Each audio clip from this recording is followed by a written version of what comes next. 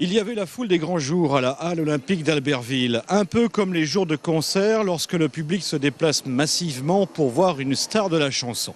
Aujourd'hui, la star était celle après qui tout le monde court, l'emploi, et en l'occurrence l'emploi saisonnier. Puisqu'en Savoie, le travail saisonnier lié au tourisme, c'est environ 40 000 emplois. Et ces emplois-là, bien sûr, contribuent à la première richesse économique du département, qu'est le tourisme, puisque 50% de la richesse produite en Savoie l'est grâce au tourisme. À quelques semaines de l'ouverture de la saison de sport d'hiver, c'est de toute la France que les chercheurs d'emploi saisonniers ont afflué à Albertville, de Bourgogne par exemple, pour ce jeune de Montceau-les-Mines. Pour l'instant, on vient juste d'arriver et il y a un monde fou. C'est la file d'attente pas possible, donc je sais pas, on va voir comment ça va se passer. C'est votre première saison ou non? Plusieurs, mais c'est la première fois que je fais un forum comme ça. Tous les âges sont concernés par le travail saisonnier, avec pour certains le besoin d'un complément de revenus. On sait que de nombreux agriculteurs, par exemple, travaillent en station l'hiver. Pour d'autres, un premier contact rémunérateur avec le monde du travail. Pour d'autres encore, une vraie philosophie de vie. C'est ce qu'on recherche, être libre et justement finir la saison d'hiver, partir sur une saison d'été et avoir de la liberté pour faire ce qu'on veut entre les saisons. Petit à petit, le travail saisonnier se transforme en travail permanent. Face à l'incertitude des emplois traditionnels dans les bureaux, en usines ou dans le monde de l'entreprise, ils sont de plus en plus à organiser leur vie professionnelle autour de la saisonnalité.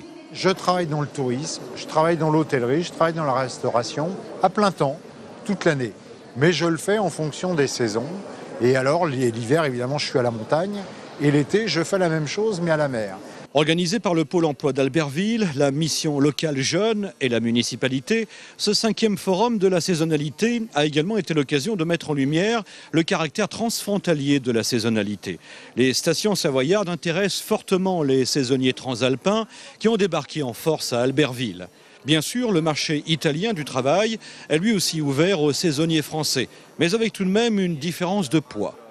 Travailleurs français ont plus difficulté à parler la langue italienne, moins les travailleurs italiens. Donc les demandeurs d'emploi italiens sont plus capables de parler la langue française et donc ont plus possibilité de trouver en France et d'élargir les possibilités de travailler à un autre pays différent de l'Italie.